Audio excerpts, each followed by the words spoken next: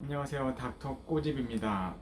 저희 병원에서는 타치과에서 이제 발치 진단을 받고 그 치아를 살리기 위해서 오시는 분들이 굉장히 많이 있으신데, 그런 환자분들 중에서는 저희 병원에서도 못 살리는 환자분들이 꽤 많아요. 근데 이제 그런 환자분들한테는 일단은 발치를 해야 되는 명확한 경우, 명확한 이유에 대해서 설명을 충분히 해드리는 편이고, 그거를 눈으로 확인할 수 있거나 CT상으로 확인할 수 있거나 아니면 다른 진단 장비를 이용해서 확인을 할 수 있다고 하면은 꼭 그거를 확인을 시켜 드리는 편이에요. 그래야지 환자분도 분명한 이유를 인식을 하고 그 치아를 다른 데 가면은 살릴 수 있지 않았을까라는 그런 미련을 갖지 않으시기 때문에 이제 그런 거를 하려고 하는 편입니다. 근데 이제 그거를 발치를 해야 되는 상황에서는 이제 임플란트를 하거나 기타 이제 다른 치료를 해야 되는데, 그런 치료를 바로 하느냐 또 아니면 기다렸다 하느냐,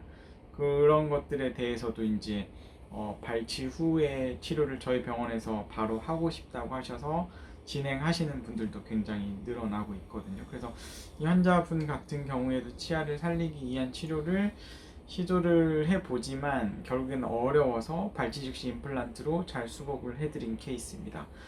비슷한 상황이 있으신 분들에게는 도움이 되실 수 있을 것 같고요. 한번 꼬집어 보도록 하겠습니다.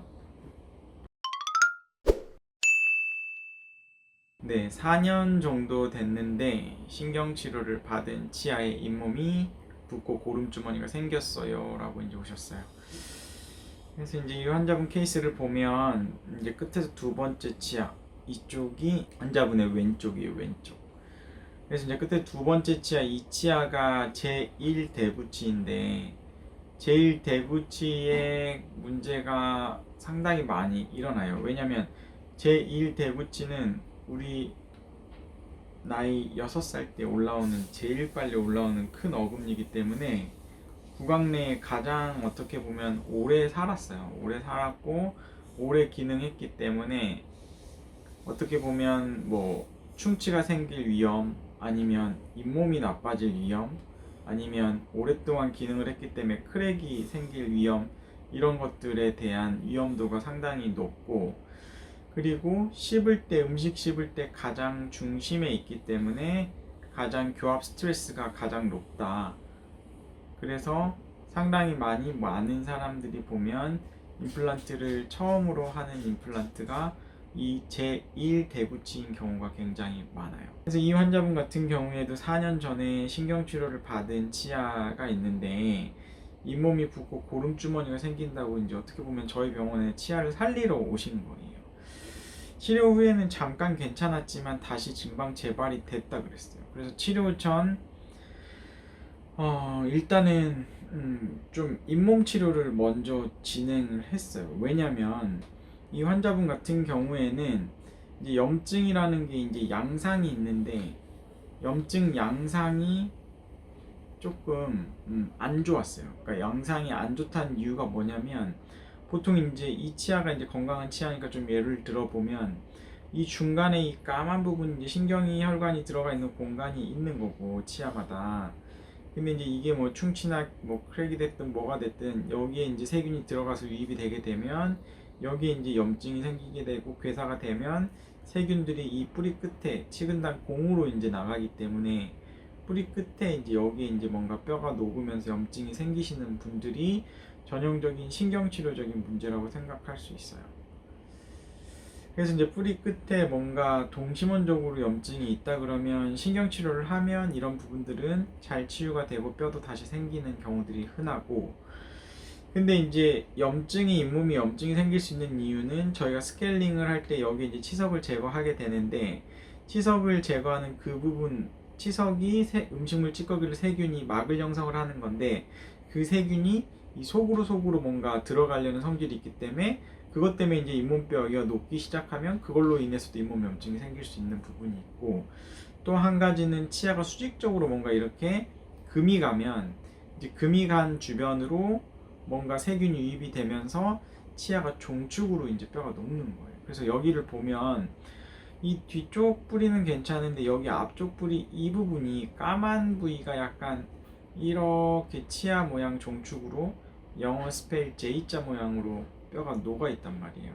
그래서 이제 교과서적으로 보면 J자 모양의 치근 흡수, J자 모양의 치조골의 흡수가 있다고 하면 이제 크랙을 의심하라, 이렇게 교과서적으로는 되어 있어요. 그래서 염증 양상이 너무 좋지가 않아서 일단 잇몸을 열어보기로 했고, 잇몸을 열어봤더니 원래는 치아 뿌리와 뿌리가 갈라진 이 부위가 이제 뼈로 차 있어 줘야 되는 부분이 여기가 뼈가 하나도 없는 거예요. 그래서 아무래도 이제 크랙이 맞기 때문에 이거는 발치 임플란트로 가셔야 된다라고 이제 설명을 드리고 임플란트로 한 경우예요. 그래서 이제 심한 치주염인데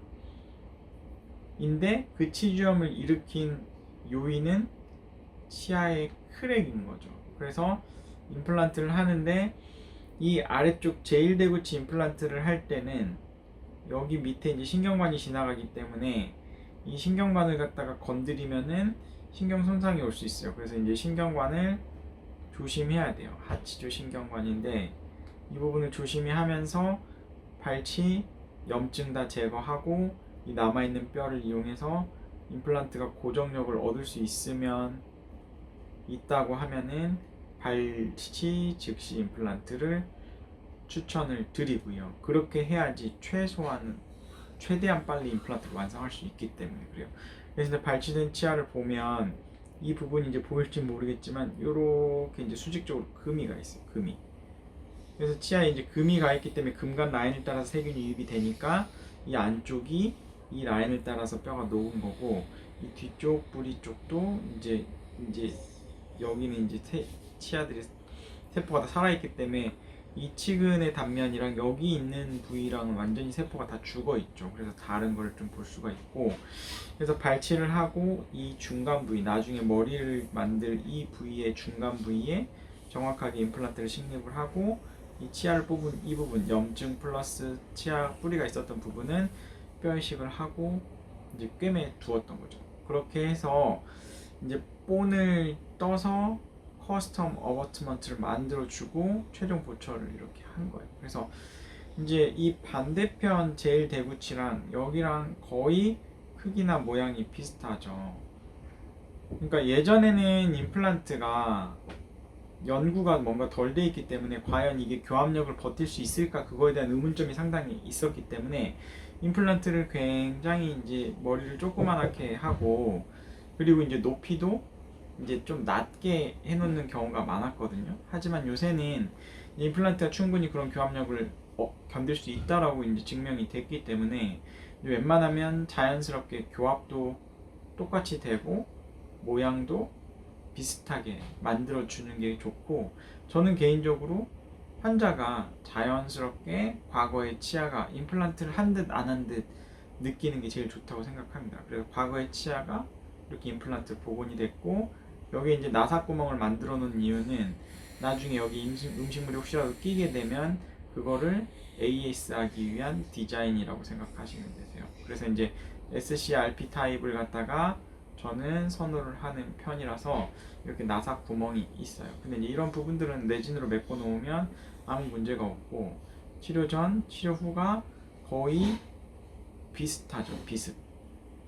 그러니까 위에서 봐도 비슷하고 옆에서 봐도 비슷한 이런 임플란트가 저는 자연스럽고